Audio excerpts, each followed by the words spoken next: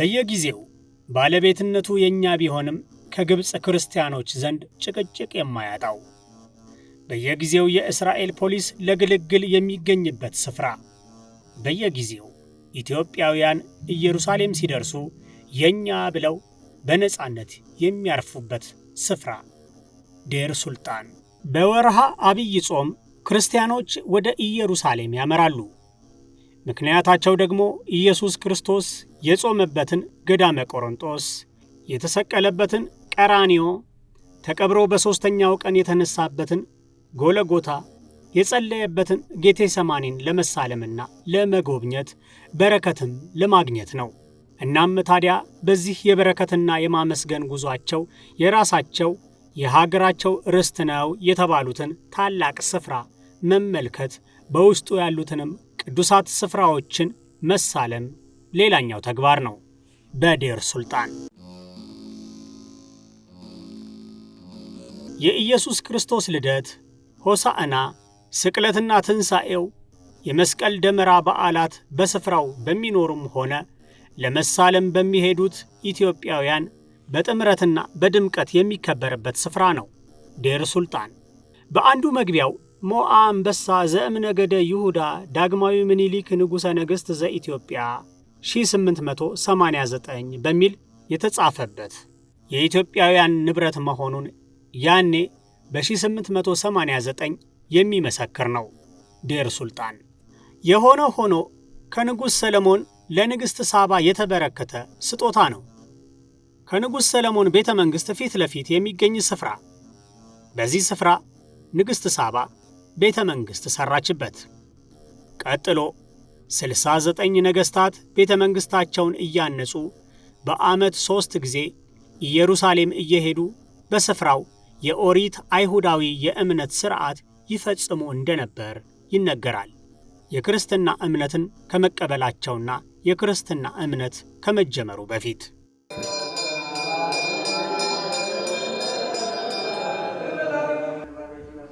ይህ በክርስትና እምነት በብሉይ ኪዳን የሚጠቀስ ታሪክ ሲሆን በአዲስ ኪዳን ደግሞ 4 የኢትዮጵያ ነገሥታት ወደ ስፍራው በመሄድ ሃይማኖታዊ ሥርዓት ይከውኑ ነበር። ከብሉይ ኪዳን እስከ አዲስ ኪዳን በጥቅሉ 73 የኢትዮጵያ ነገሥታት ወደ ኢየሩሳሌም አምርተው በስፍራው አርፈው ሃይማኖታዊ ሥርዓት ይከውኑ ነበር። ይህ በጥቅሉ 3000 ዓመት ያስቆጥራል የተባለው የኢትዮጵያ ነገሥታት በኢየሩሳሌም የማረፍና ሃይማኖታዊ ሥርዓት የመከወን ተግባር ኢትዮጵያውያን በስፍራው ያላቸውን የባለቤትነት ታሪክ ከፍ አድርጎ ያሳያል። በንግሥት ሳባና በንጉሥ ሰለሞን የመጀመሪያው ታሪካዊ ግንኙነት በታሪክም በባህልም በሃይማኖትም ጭምር የተሳሰረ ሆኖ ነው የዘለቀው። አብዛኛው ቤተ እስራኤላውያን ጭምር በከፍተኛ ቁጥር ወደ ኢትዮጵያ መጥተው ኖረዋል። ትስስሩም የጠለቀ ነው። እንግዲህ ይሄ ቦታ ከልደተ ክርስቶስ በፊት ጀምሮ የኢትዮጵያ የነበረ ነው። ይህንን ታሪካዊ ግንኙነትም ዓለም የሚያውቀው ሲሆን መጽሐፍ ቅዱሳዊም ሆኖ ተከትቧል። ከክርስቶስ ልደት በኋላ በሁለቱ ሀገራት መካከል የነበረው ሃይማኖታዊና ታሪካዊ ግንኙነት ቀጥሏል። በየዓመቱ ኢትዮጵያውያን የትንሣኤ በዓልን ለማክበር ወደ ኢየሩሳሌም ይጓዙ ነበር። ኢትዮጵያዊው ጃንደረባ ወደ ኢየሩሳሌም የሄደው ያንን ግንኙነት መነሻ በማድረግ እንደነበርም ታሪክ ያወሳል። ከዚያ በኋላ ነው በጃንደረባው አማካኝነት ክርስትና በ34 ዓመተ ምህረት ወደ ኢትዮጵያ የገባው። ለ430 ዓመት ኦቶማኖች ኢየሩሳሌምን በቅኝ ግዛት ያስተዳድሩ ነበር። ያኔ ቱርኮች ሲያስተዳድሩ የኢትዮጵያና የቱርክ መንግስታዊ ግንኙነት በዘርፉ አጠራር ዲፕሎማሲው መልካም ስላልነበር በርካታ ችግሮች በስፍራውና በስፍራው በነበሩ ኢትዮጵያውያን ደርሶ ነበር ይባላል። ከዘመናት በኋላ ዳግማዊ አጼ ምኒልክ ኢትዮጵያን ማስተዳደር በጀመሩበት በ18ኛው መቶ ክፍለ ዘመን ከኦቶማን ቱርክ የመንግስት ተጠሪዎች ጋር ተቀራርበው በመነጋገር በአንደኛው አቅጣጫ የሚገኘውን በር ለኢትዮጵያውያንም ለማስከፈት ተቻለ። በዚህም ለኢትዮጵያውያን የተከፈተው በር ምኒልክ በር ተብሎ ሊጠራ ቻለ።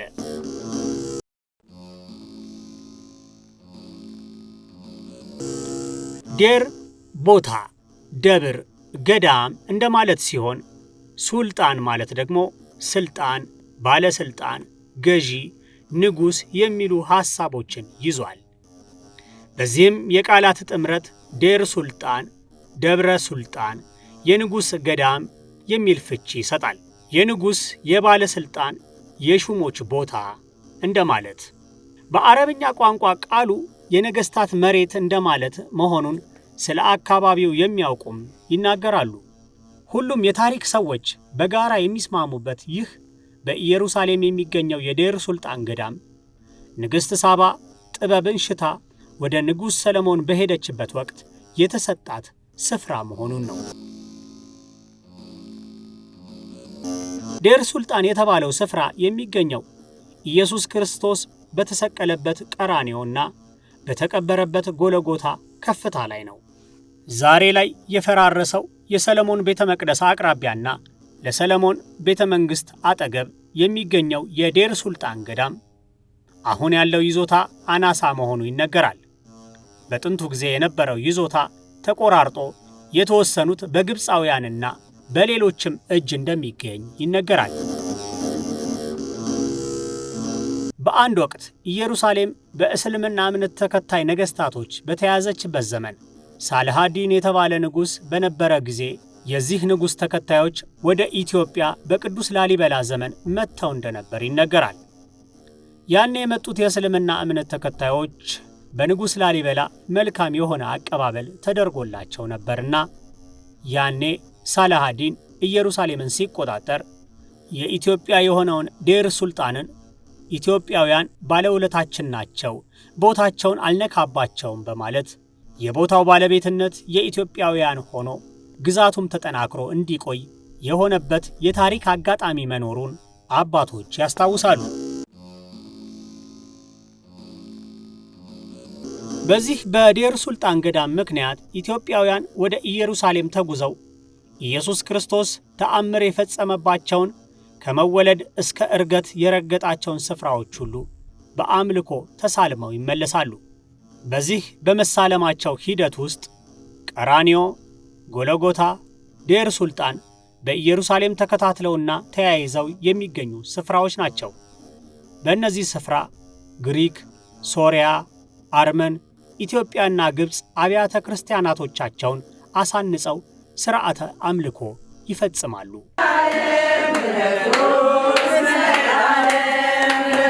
አያልቅም ብዙ ነው የአምላክ ቸርነቱ፣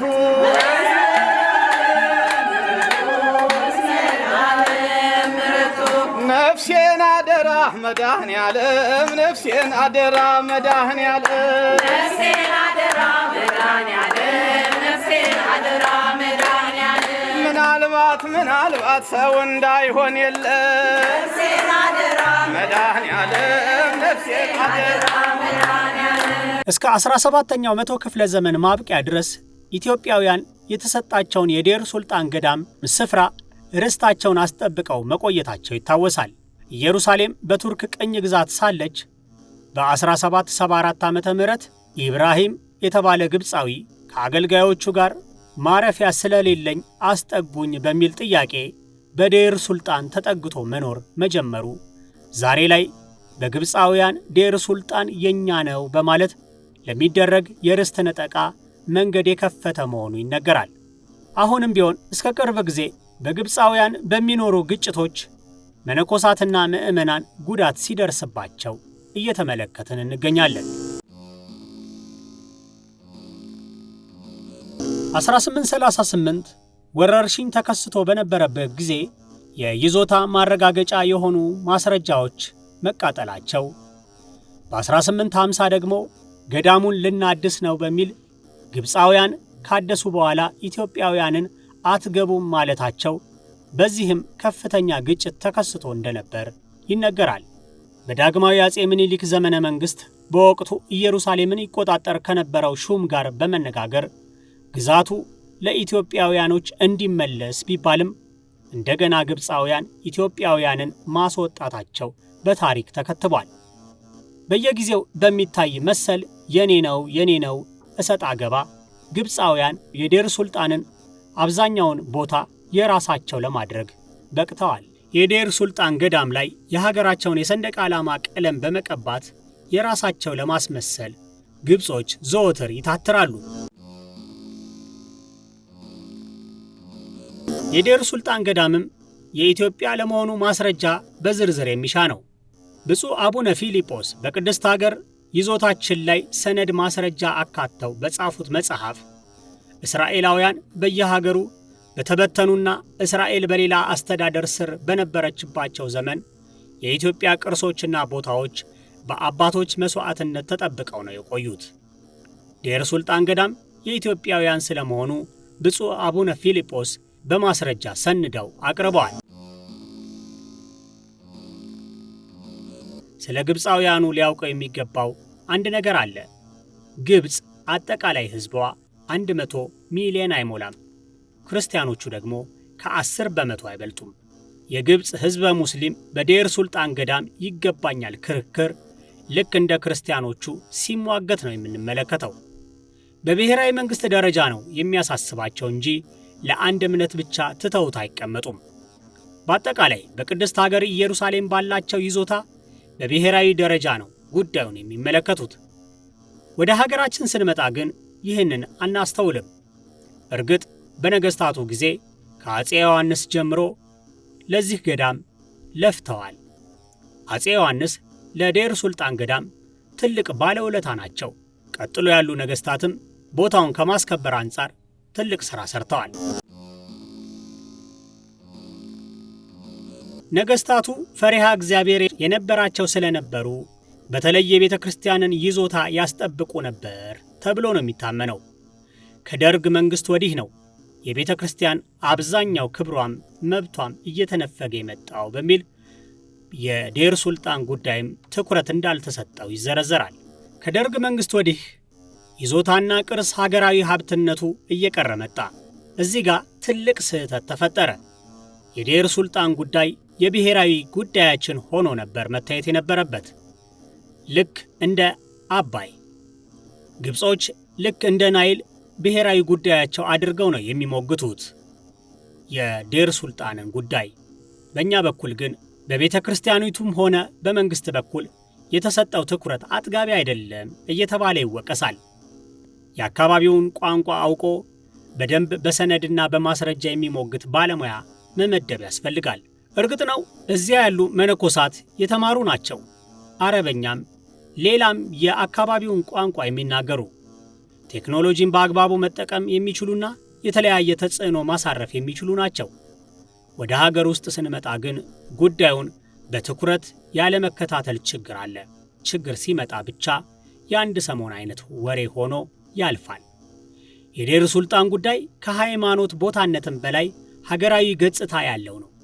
ስለዚህም ክርስቲያኑም ሙስሊሙም ሁሉም ትውልደ ኢትዮጵያውያኖች ኢትዮጵያዊ የሆነ ሁሉ ቦታው የኢትዮጵያ ይዞታ እንደሆነ አውቆ የባለቤትነት ስሜት ሊሰማውና ሊሟገት ይገባዋል።